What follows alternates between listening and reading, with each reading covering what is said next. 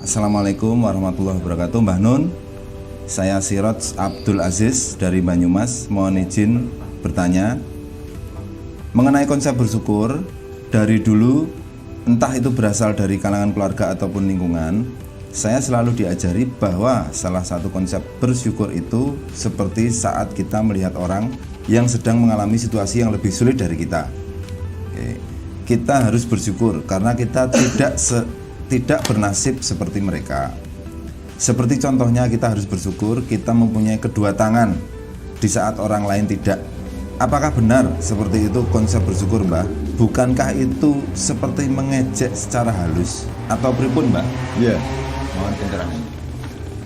saya coba bikin terminologi yang memudahkan semua ya.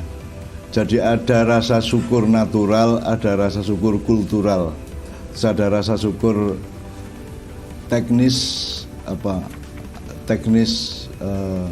regulasi suatu keadaan atau muhasabah suatu keadaan. Jadi yang sekarang biasanya dikaitkan sama rasa syukur itu kultural, dapat duit banyak bersyukur, dapat rezeki bersyukur, digembirakan oleh suatu hal bersyukur. Tapi begitu tidak digembirakan dia menjadi tidak bersyukur, itu kan kultural. Jadi dia bergantung pada dialektika kejadian sehari-hari. Nah, ada bersyukur yang natural, yaitu bahwa dulu tidak ada kamu, sekarang ada kamu. Ada kamu pun dengan lancar tuh semuanya. Kue gede-gede karepmu dhewe kan orang gede kayak awakmu, bapak ibumu ngodot ya ora. Gitu. Jadi dari bayi sampai menjadi patub sekarang Kiai Moromja itu kan tidak ada peran orang tuanya keluar memberi makan dan minum ya. Tapi itu sama dengan kita menanam, itu kita cuma naruh biji di tanah, disirami, kemudian bersemai, kemudian tumbuh menjadi pohon. Itu kan kita tidak ikut kerja. Jadi kalau kita melihat pohon, kita cuma meletakkan terus dia jadi tumbuhan, jadi tanaman, masa tidak bersyukur? Wong kita tidak melakukan apa-apa kok. Semua Allah yang melakukan dengan para perangkatnya dan para stafnya kan gitu kan ya. Termasuk di dalam diri kita ini kan, mangan gari mangan, kue ngatur pangananmu lah ra iso. Milih mana gizi, mana nutrisi, mana kalori, mana apa, mana sampahnya. Kalau kamu disuruh ngatur sendiri kan nggak bisa. Kan kita berdebat loh, di medsos loh, soal nising loh. Karena tidak ada pabrik tai kan Rano, tidak ada teknologi dan ilmu manusia yang bisa menciptakan tai dalam arti memproses seluruh yang dimakan manusia kemudian difilter sedemikian rupa, ada yang dikeluarkan dari dubur sebagai tai, itu kan tidak bisa. Itu kan alamiah, itu namanya. Makanya sekarang misalnya kue bangkrut, orang duit babar bisa, nak kue orang kehilangan sikil, bersyukur orang. Milih mana? Kamu bangkrut atau kamu kehilangan satu tanganmu? Kan gitu. Milih mana? Kan tetap milih tidak kehilangan tangan. Jadi kalau ukurannya natural atau ukuran itu azali atau asasi ya, maka tidak ada tidak bersyukur.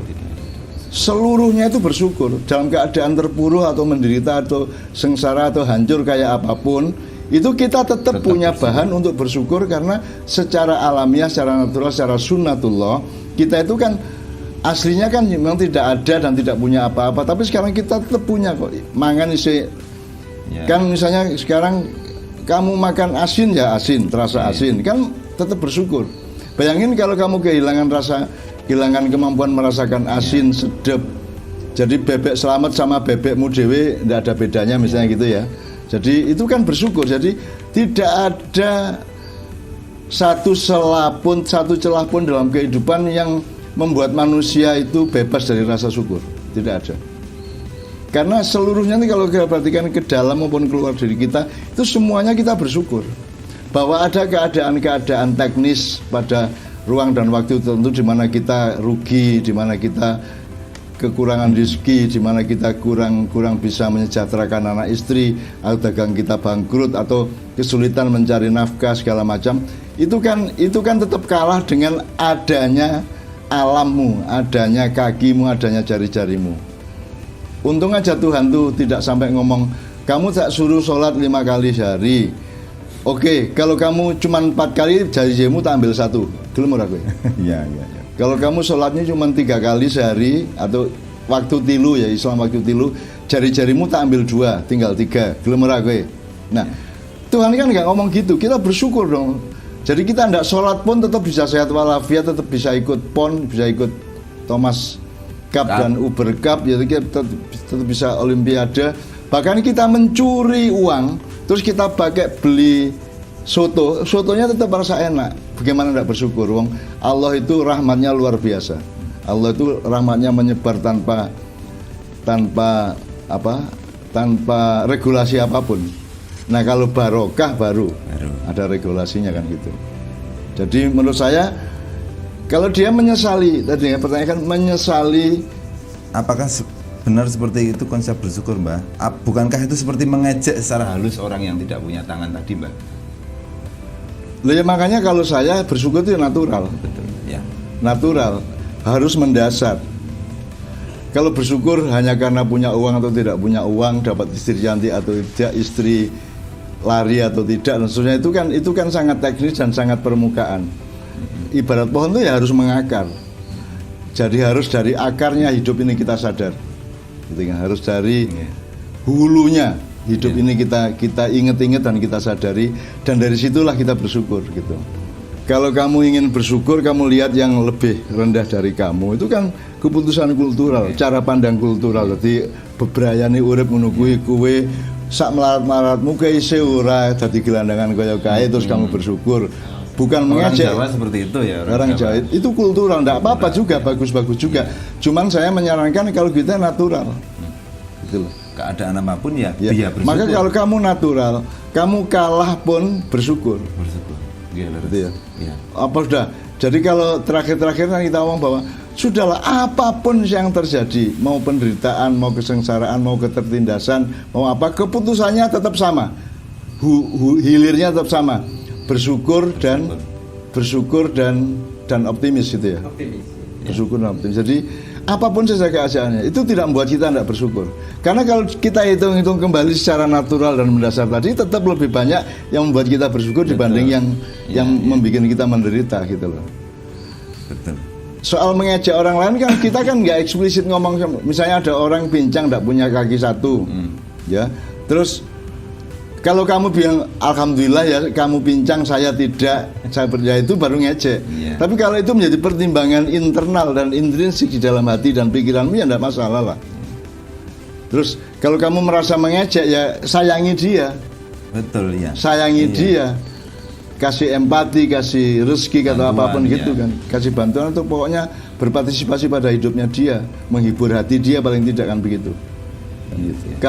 Kalau itu perhitungan di dalamnya tidak ada masalah. Yang salah kalau cang pincang alhamdulillah ya, aku ora pincang loh ya, kowe ya sepi meneh ya diterima-terima ya nasibmu ya, gue pincang ya, ning aku ora loh alhamdulillah aku ya. Nah itu baru mengejek kamu. Sudahlah. Kalau manusia itu mau melihat dirinya dari hulu ke hilir, natural tadi itu, apapun saja yang kamu alami hari ini, nanti malam, besok pagi, atau mungkin sepanjang masa, itu tetap hilirnya itu bersyukur dan bahagia. Ya, bersyukur dan bahagia. Bersyukur dan bahagia. Ya, dan itulah makiyah. Jadi bahagia itu tidak perlu mendapat uang, tidak perlu alat-alat yang aneh-aneh itu, tidak perlu materi, tidak apa. Bahagia itu begitu kamu lahir itu sudah merupakan landasan untuk bahagia. Kan mending kue lahir mbakane ora lahir loh. Sekarang kan bersyukur bahwa kamu lahir, bahwa kamu ada gitu loh. Bahkan tidak bisa kamu cemburu kepada kayak tadi kaki pincang tadi ya. Kamu kok tidak jadi anaknya SBY, kamu kok tidak jadi anaknya Jokowi, kamu tidak jadi anaknya Pak Harto. Loh, kan saya di Maiyah kan sering tanya, siapa yang menyesali hidupnya dan ingin menjadi anaknya Pak Harto? Tidak ada yang angkat tangan kok. Mereka bahagia dengan dirinya masing-masing kok. Karena setiap orang bisa menemukan nikmatnya menjadi dirinya, gitu loh.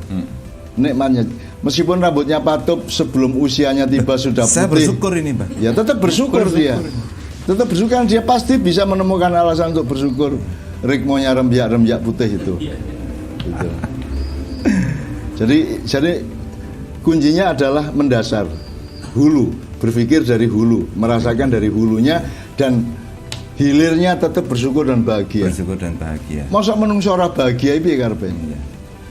Andaikan rumput dan daun itu bisa berkata, dia akan bilang bahwa mereka sangat bahagia. Kan gitu. Wong dari ndak ada rumput menjadi ada rumput Menjadi kok. Dan seterusnya lah, banyak sekali. Itu ya. Jadi begitu Mas Sirot Abdul Aziz, sangat jelas ya. Dalam keadaan apapun ya bersyukur, tidak harus merespon sesuatu baru menentukan bersyukur atau tidak ya Mas ya.